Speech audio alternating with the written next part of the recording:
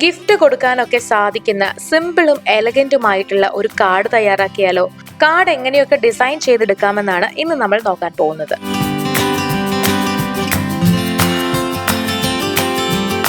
അതിനായിട്ട് നമുക്ക് വേണ്ടത് brush, sketch, paper clip, smiley sticker, അച്ച്, പെയിന്റ്, കളർ പേപ്പർ എന്നിവയാണ്. ഇനി ഇത് തയ്യാറാക്കാം. അതിനായിട്ട് ഒരു വൈറ്റ് പേപ്പർ എടുക്കുക. അതിങ്ങനെ രണ്ടായിട്ട് മടക്കാം.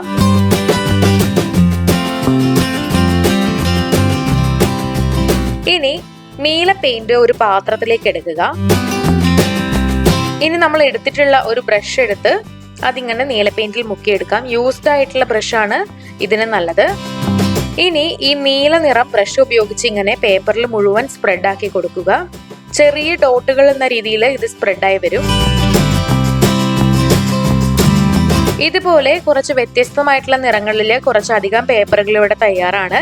ഇത് നമുക്ക് ഒരു കാർഡായിട്ട് ഉപയോഗിക്കാവുന്നതാണ്. ഇതിൽ നമുക്ക് ഇഷ്ടമുള്ള വേർഡ്സ് എഴുതുകയോ അല്ലെങ്കിൽ എന്തെങ്കിലും സ്റ്റിക്കേഴ്സ് ഒക്കെ ഒട്ടിച്ച് നമുക്കിത് കാർഡായി ഉപയോഗിക്കാം. ഇനി മറ്റൊരു വെള്ള പേപ്പർ എടുത്ത് അതും രണ്ടായിട്ട് മടക്കുക. അതിന്റെ മുകളിലായിട്ട് ഇങ്ങനെ ഒരു അച്ച് വെക്കുക. മെഹന്തി അച്ച് പോലത്തെ ഒന്നാണ് നമ്മളിവിടെ ഉപയോഗിക്കുന്നത്. ഇനി ഒരു ഗോൾഡൻ കളർ പെയിന്റ് എടുക്കാം. ഇതിങ്ങനെ ഈ അച്ചിന്റെ ഡിസൈൻ ഉള്ള ഭാഗത്തിന് മുകളിലായിട്ട് പെയിന്റ് ചെയ്ത് കൊടുക്കുക.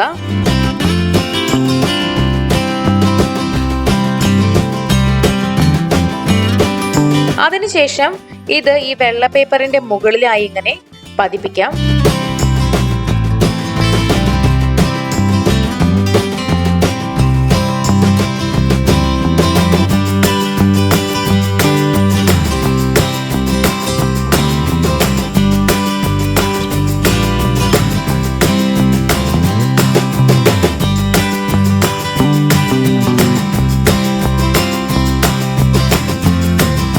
ഇവിടെ മറ്റു കാർഡും ഗിഫ്റ്റും ഒക്കെ നമ്മൾ തയ്യാറാക്കി എടുത്തിട്ടുണ്ട്. ആദ്യം തയ്യാറാക്കി വെച്ച പേപ്പർ കൊണ്ടാണ് ഈ കാർഡ് തയ്യാറാക്കിയിട്ടുള്ളത്.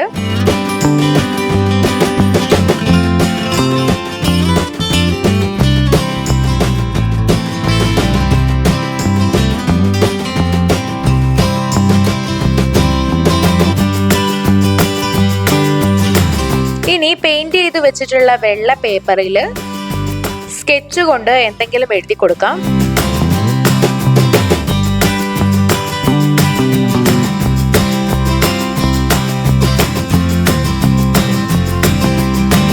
അടുത്തതായിട്ട് സ്മൈലി ഫേസുകൾ ഇതിൽ ഒട്ടിച്ചു കൊടുക്കാവുന്നതാണ്.